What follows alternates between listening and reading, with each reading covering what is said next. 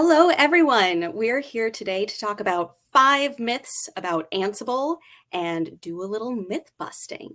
So, first off, myth one, Ansible is only for large enterprises. So, this is an understandable myth, especially lately because we've done a lot of marketing, a lot of messaging around Ansible specifically because it's so powerful and helpful for larger enterprises.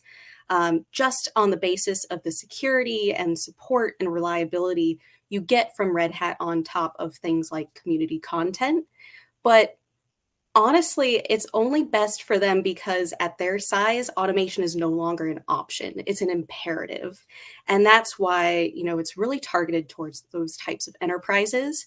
But automation is for everyone. And honestly, the earlier you get started in your maturation journey with automation, the more seamlessly it's going to fit in with everything you do, and the more reliable your entire company will be. Myth two, Ansible can't handle complex automation tasks.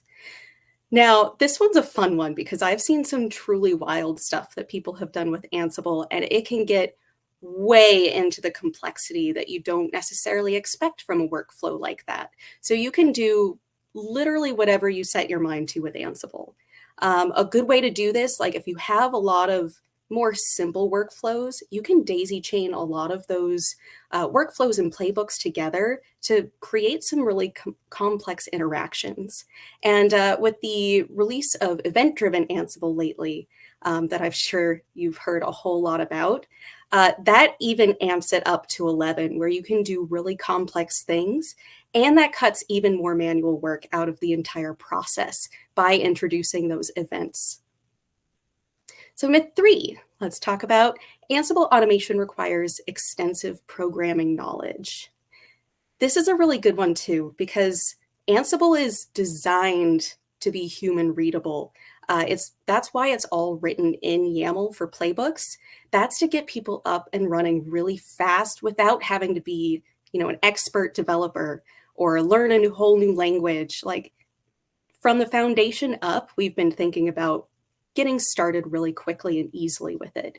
And that shows in how fast people get started.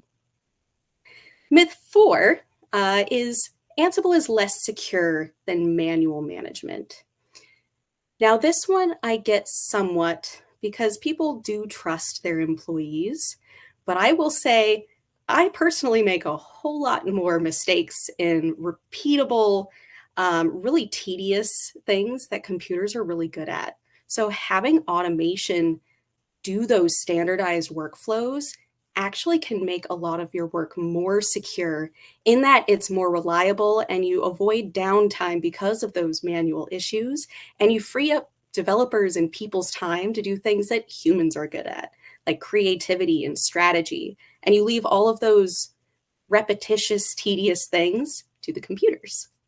Not only that, by getting a subscription with Red Hat, you also get access to all of the really security conscious developing practices that we use. So everything is tested nightly. We've got security scores, and we do a whole lot of QE and testing at all stages of development, so you can be sure that it's as secure as it can possibly be. So myth five is that Ansible replaces all other IT tools. So honestly, Ansible is not in and of itself an IT tool in the same way that people that repeat this myth often think. The real power of Ansible is that it can sit in the middle of all of the tools that you use in your IT stack to help them work together. So it's really powerful in an orchestration kind of setup.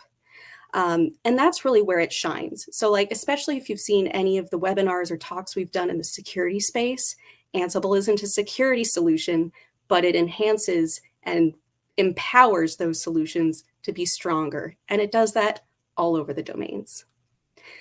So we did say 5 myths, but I am going to add in one for flavor just at the end as well. And that's related a little bit to that last myth 5 that I talked about. And it's that once someone gets started with Ansible, often they'll get really tied to the domain or the persona that they are when they first use Ansible. So if you start as a networking engineer, you might only think about networking use cases. But the real power of Ansible is flexibility.